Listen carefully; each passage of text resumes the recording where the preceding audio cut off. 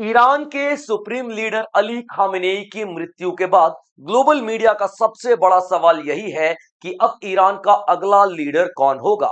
और यह बस एक लीडरशिप चेंज नहीं है, बल्कि एक पॉलिटिकल सिस्टम का टेस्ट भी है, जिसे विलायत फकी कहते हैं। इस सिस्टम के अनुसार ईरान में सबसे पावरफुल राष्ट्रपति नहीं होता, बल्कि सुप्रीम लीडर होता है।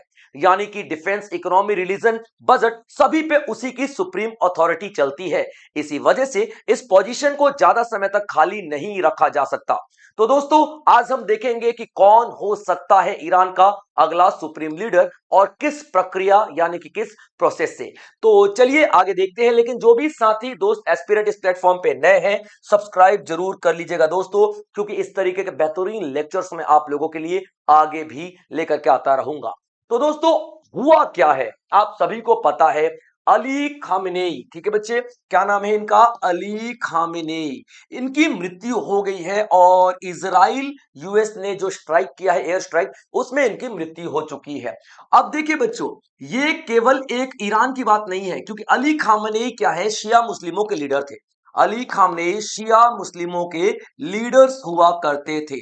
तो शिया मुस्लिम जहां जहां भी हैं बच्चे, वो सब इनको मानते हैं। आप लोगों ने देखा होगा, जैसे ही इनकी मृत्यु की खबर आई है, तो इराक में आप देखोगे, लेबनान में आप देखोगे, जॉर्डन में, इनफैक्ट पाकिस्तान की जनता ने यूएस की एम्बेसी पे आग लगा दिया, 9 लोग मारे भी गए हैं। उसके बाद भारत में भी, लखनऊ हो गया, जम्मू कश्मीर हो गया, तमाम जगह प्रोटेस्ट चल रहे हैं। तो आप समझ सकते हो कि ये जो अली खामेनेई सर हैं, इनकी क्या ही मतलब औधा रहा होगा, क्या ही पोजीशन रही होगी।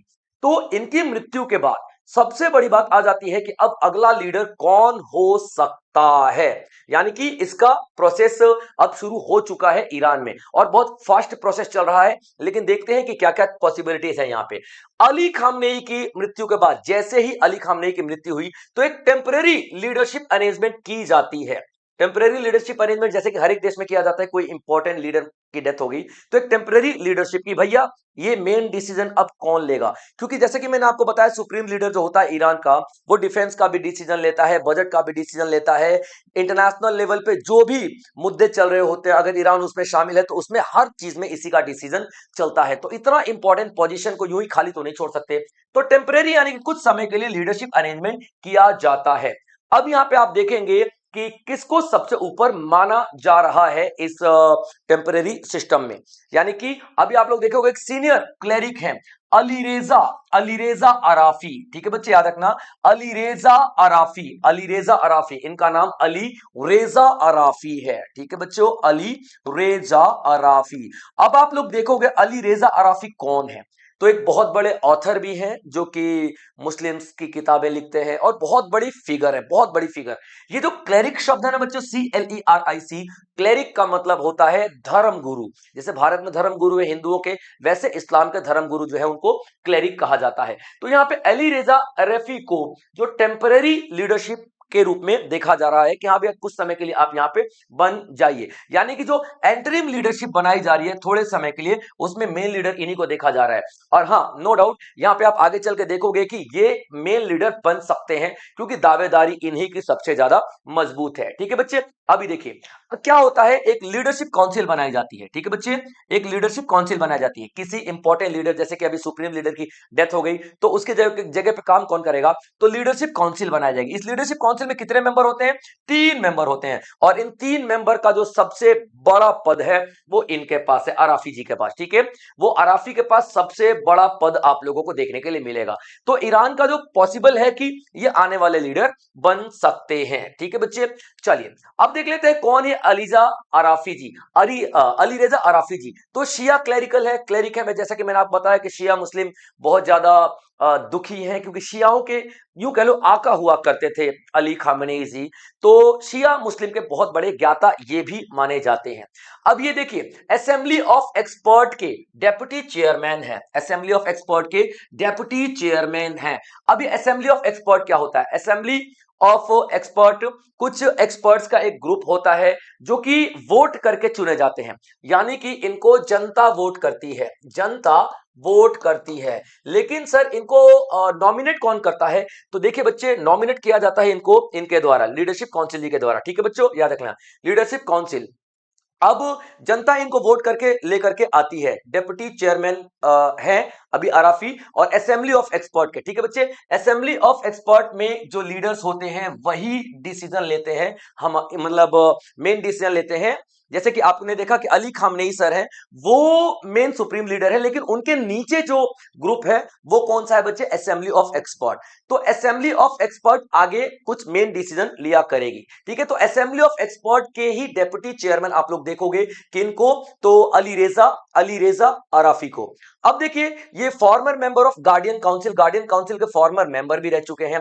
Head of the Iran major seminary system भी रह चुके हैं बच्चों, ठीक है, याद रखना। मेजर सेमिनरी सिस्टम का मतलब क्या होता है, तो धर्म को आगे बढ़ाने के लिए किया जाता है जो एक सिस्टम, ठीक है। तो यहां पे सेमिनरी सिस्टम के आप लोग देखोगे कि एक हेड भी है, रह चुके हैं, यानी एक बहुत बड़ी फिगर आप लोगों को देखने के लिए मिल रहे हैं। तो ये पॉसिबल है कि हो सकता है ईरान के ये परमानेंट लीडर यही बन जाए, लेकिन अभी कुछ कहा नहीं जा सकता है, क्योंकि अभी टेम्पररी प्रोसेस में तो ये दिखाई दे रहे हैं, लेकिन परमानेंट प्रोसेस में शायद ये ना रहे।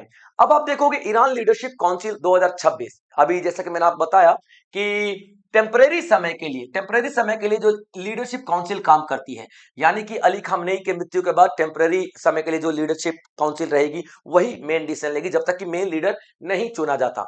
तो यहाँ पे आप क्या देखोगे, ठीक है, राष्ट्रपति जी को, ठीक है, मसूद पाजेशकिन, ठीक है बच्चों, मसूद पाजेशकिन जो है प्रेसिडेंट। उसके बाद आप देखोगे चीफ जस्टिस, वहां के ईरान के चीफ जस्टिस हैं वो है गुलाम हुसैन मोसिनी।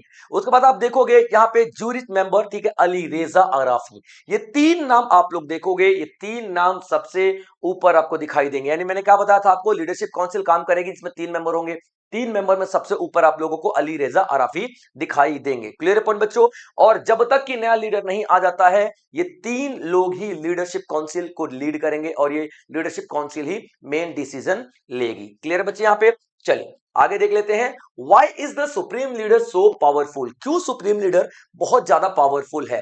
देखिए बच्चे, सुप्रीम लीडर इसलिए पावरफुल है क्योंकि ईरान का सबसे बड़ा लीडर है भाई साहब, वो हाईएस्ट अथॉरिटी है। जैसे हमारे यहाँ पे राष्ट्रपति की पावर सबसे ज्यादा होती है क्योंकि वो हाईएस्ट अथॉरिटी है, वैसे यहाँ पे सुप्रीम लीडर सबसे ज्यादा पावरफुल होता है, उसी की हाईएस्ट अथॉरिटी होती है। अब मैंने आपको लोगों को क्या बताया यहाँ पे कि जो आर्मी, डिफेंस या फिर बजट या फिर इकोनॉमी, हर तरीके का डिसीजन यही लेते हैं। तो आर्म्ड फोर्सेस में भी सबसे बड़ा डिसीजन इन्हीं का होता है। आर्म्ड फोर्सेस का मतलब क्या है, आर्मी, एयरफोर्स, नेवी। तो आर्म्ड फोर्सेस के भी तो सबसे बड़े लीडर है, तो एक कमांडर इन चीफ है किसके, आर्म्ड फोर्सेस के।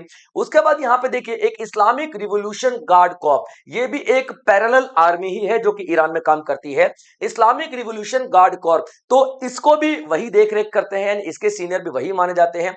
इसका मतलब ये बहुत ज्यादा पावरफुल है, राष्ट्रपति से भी ज्यादा पावरफुल है। फॉरेन पॉलिसी में इनका रोल होता है, जुडिशरी में इनका रोल होता है, ठीक है, स्टेट ब्रॉडकास्टिंग में इनका रोल होता है, यानी कि क्या क्या चीज ब्रॉडकास्ट किया जाएगा, क्या क्या चीज ब्रॉडकास्ट नहीं किया जाएगा, सब कुछ पे तो इन्हीं का रोल होता है। इसी वजह से आप लोग यहाँ पे क्या देखोगे कि सुप्रीम लीडर बहुत ज्यादा पावरफुल होता है। अब देखते हैं how Iran selects new supreme leader, कैसे ईरान नई सुप्रीम लीडर चुनता है। तो यहाँ पे जैसे मैंने आपको क्या बताया, असेंबली ऑफ एक्सपर्ट कौन चुनता है, तो लोग वोट देते हैं असेंबली ऑफ एक्सपर्ट, जैसे हमारे लोकसभा में बैठते हैं ना लोग, है ना, वैसे ही असेंबली ऑफ एक्सपर्ट उनका होता है। और यहाँ पे कितने 88 क्लेरिक्स बैठते हैं। 88 क्लेरिक्स का मतलब जैसा कि मैं आप लोगों को बता चुका हूं, जिनको धर्म के बारे में बहुत अच्छा खासा ज्ञान है। तो ये जितने भी असेंबली ऑफ एक्सपर्ट्स है ना, ये चुनते हैं सुप्रीम लीडर। क्लियर पॉइंट बच्चों। और ये सारे के सारे कैसे आते हैं भाई साहब, जो ये 88 बंदे हैं ये लोग वोट करके भेजते हैं इनको, और 8 सालों के लिए ये लोग आते हैं। क्लियर पॉइंट बच्चों, याद रखना। Candidates are vetted by the guardian council, यानी कि जो कैंडिडेट्स है ना, ठीक है, गार्डियन काउंसिल हो गया, ये इन लोगों को मतलब रिकमेंड करता है कि हाँ भैया ये बंदा 88 में आ सकता है, ये बंदा 88 में आ सकता है, इलेक्शन में उनको रिकमेंड किया जाता है। The assembly can also remove supreme leader, यानी कि अगर तो आपको सुप्रीम लीडर बना रहे हैं हम लोग 88 लोग मिलकर के, तो सुप्रीम लीडर के पद से हटाने का भी अधिकार इनको आप लोगों को दिखाई देगा। ठीक है बच्चे, यानी कि एक बहुत ही लंबा चौड़ा प्रोसेस आता है। अभी देख लीजिए सुप्रीम लीडर का जो इतिहास है वो कहां से आ रहा है, क्योंकि अभी तक सिर्फ 2 ही सुप्रीम लीडर हुए हैं, सिर्फ 2 सुप्रीम लीडर हुए हैं अभी तक। मैं बात कर रहा हूं 1979 से लेकर के 2026 तक। याद रखेगा बच्चों, 21 साल वो है, 26 साल ये हो गए, तकरीबन 21 और 26 50 साल के ऊपर की बात कर रहा हूं मैं बच्चों। सिर्फ 2 ही यहाँ पे सुप्रीम लीडर होते हैं। तो आप समझ सकते हैं सुप्रीम लीडर की कितनी बड़ी पावर है, याद रखना। तो एक आप लोग देखोगे सुप्रीम लीडर 1979 में जो बने थे, ठीक है, रूहोल्लाह खोमेनी, रूहोल्लाह खोमेनी, जो कि 79 से 89 तक 10 साल रहे थे। उसके बाद आप देखोगे अली खमनेनी, यानी कि जो अभी इनकी मृत्यु हुई है 1989 से लेकर के 2026 के बीच में। अब आप यहां पे देखोगे कि ये दो ही लोग इतने बड़े समय तक लीडरशिप संभाली है और इतने बड़े समय तक लीडर रहे हैं। तो यहां पे साफ नजर आ रहा है कि इनकी पावर बहुत ज्यादा पावरफुल रहती है। अगर यहाँ पे तीसरा कोई लीडर आता है तो वो तीसरा तीसरा ऐसा पद होगा, याद रखेंगे आप लोग, तीसरा पद होगा। ठीक है बच्चे, चलिए आगे देख लेते हैं यहाँ पे कि why this transition matters globally. अब देखिए, ये तो सिर्फ ईरान की बात कर रहे हैं, लेकिन ये पूरे ग्लोबल लेवल पे इतना मैटर क्यों करता है? ग्लोबल लेवल पे ऐसी क्या खास बात है भाई? तो यहाँ पे आप क्या देखोगे कि मिडिल ईस्ट में स्टेबिलिटी के लिए बहुत ज्यादा जरूरी है, यानी कि मिडिल ईस्ट का एक पावर है ईरान भैया, मिडिल ईस्ट का एक पावर है ईरान। अगर ईरान में उथल पुथल मचता है तो जाहिर सी बात अगल बगल सभी में उथल पुथल मच जाएगा। और जैसा कि आपको बता चुका हूं मैं, ठीक है, अली खमेनी की जो मृत्यु हुई है, अली खमेनी की जो मृत्यु हुई है, उसमें आपने देखा है कि जो इराक हो गया, लेबनान हो गया, ये पूरा आपका पैलेस्टाइन वाला एरिया हो गया, पाकिस्तान हो गया, भारत हो गया, हर जगह सेंटीमेंट्स हर्ट हुए, हर जगह लोग प्रोटेस्ट कर रहे हैं, यूएस की एम्बेसीज को जलाई जा रही है।